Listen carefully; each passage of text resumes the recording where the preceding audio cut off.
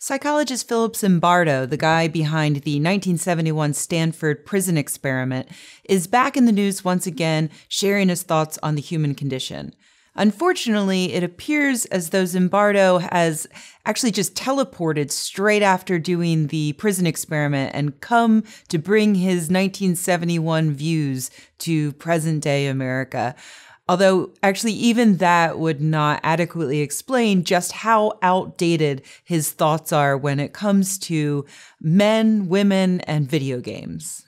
In previous videos, I've talked about how video games can influence our thinking, but exactly how that influence manifests itself depends on who we are and what sort of games we're playing and how we see those games.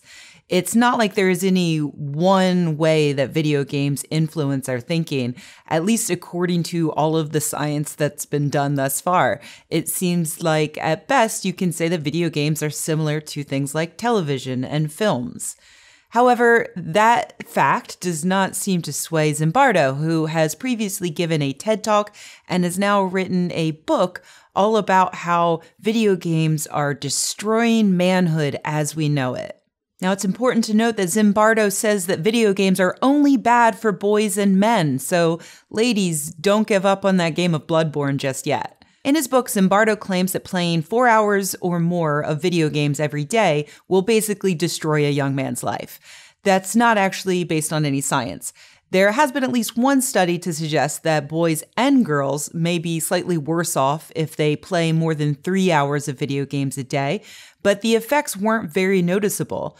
And also, there's nothing to suggest that those kids wouldn't be equally bad off if they were doing any other activity, like watching television for 3 hours a day, or spending 3 hours a day shooting craps in the alley, like we used to when we were kids, before video games, in a more wholesome time. Zimbardo also doesn't bother explaining why he thinks video games are only bad for men. He appears to be relying on a lazy stereotype of the average gamer being a sullen preteen boy in his parents' basement playing Call of Duty, when in actuality, about half of all gamers are women, and the stereotypical gamer looks more like a 30-year-old woman playing Bejeweled while she waits for her friends to meet her at a restaurant. Zimbardo believes that the secret to saving men from the horrors of video games is to encourage boys to man up and play sports.